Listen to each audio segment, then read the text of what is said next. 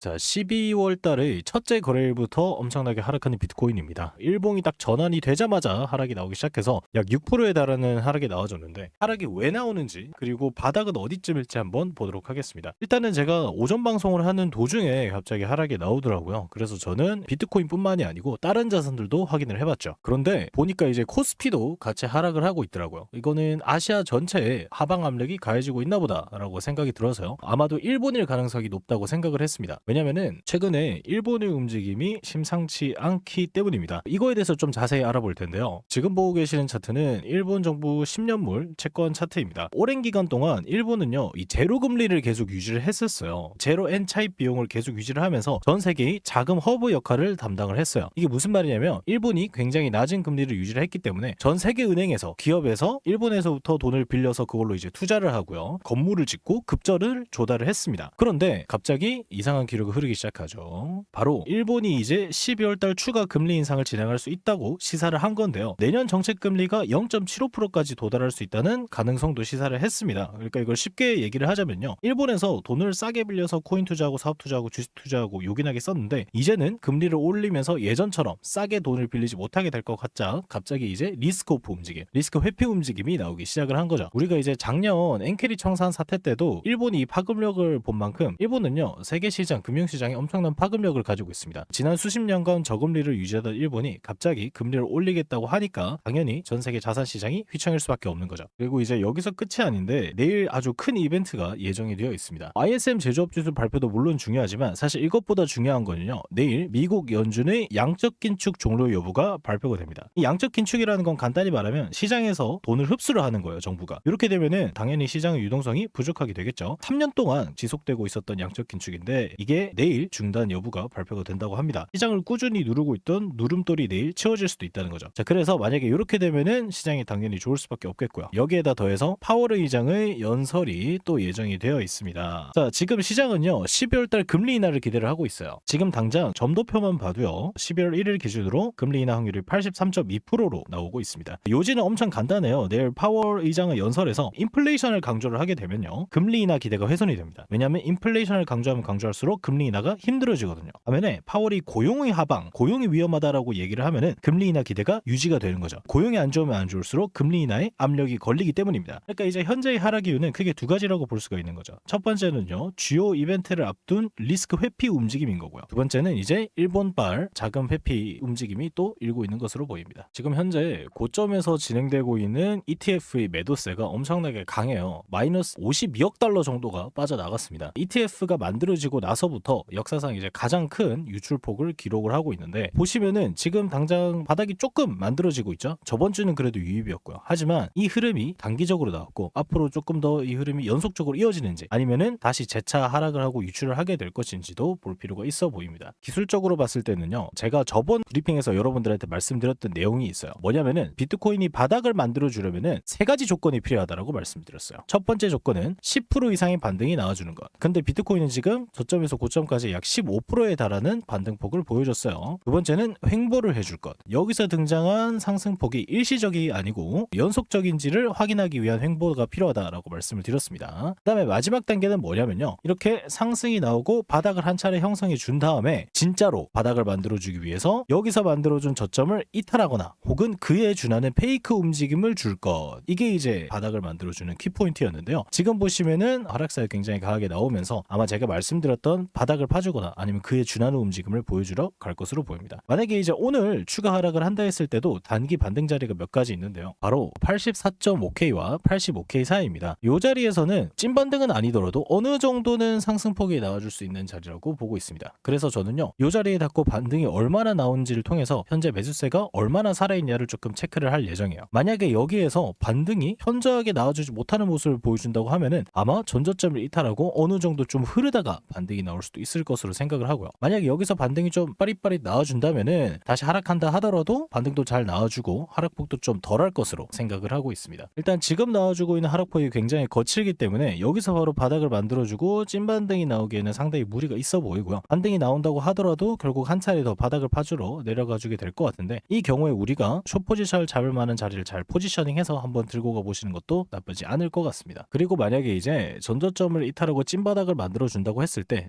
찐바닥 후보 자리로는 78K와 79K 사이가 있을 예정이고요. 이 자리가 뭐 찐바닥이든 아니든 강한 반등이 한 번쯤은 나올 만한 자리인 만큼 이 자리에서 저는 롱 베팅을 한번 해볼 생각도 가지고 있습니다. 마지막으로 비트코인 월별 등락표 한번 보여드리면서 끝낼 텐데요. 이게 이제 뭐냐면은 비트코인 월별 상승폭 하락폭을 다 기록을 해둔 차트예요. 근데 여기서 보시면은 비트코인이 11월 달에 하락을 이렇게 해주었을 경우에는요, 12월 달에도 무조건 하락폭으로 마감을 하게 되더라고요. 비트코인이 근데 이번에도 11월 달 음봉으로 마감을 해버렸죠. 그렇기 때문에 12월도 음봉 마감하는 것이 아니냐라는 이야기가 나오고 있습니다. 뭐 이거는 사실 근거는 좀 부족한 얘기지만 그래도 근거를 좀 대보자면, 원래 연말로 갈수록 매수세가 좋아지고 시장이 오르는 경향이 있는데 그거를 이길 정도로 하락폭이 강하게 나온 거면은 12월 달에도 하락할 확률이 크지 않나, 이런 식으로 인사이트를 가져가는 거라고 생각이 됩니다. 하지만 이런 단순한 차트보다도 시장에서 이제 매크로 자금이 어디로 움직이는지, 차트는 어떻게 움직이는지, 수급은 어떤지, 추세는 어떤지, 이런 것들로 판단을 할 예정이니까요. 이 차트는 재미로만 딱 봐주시면 좋겠습니다. 그럼 이상 레벨업이었고요. 오전 방송 계속 진행을 하고 있으니까요. 혹시라도 궁금하신 질문 있으시면 방송 와서 한번 질문 주시면 좋을 것 같습니다.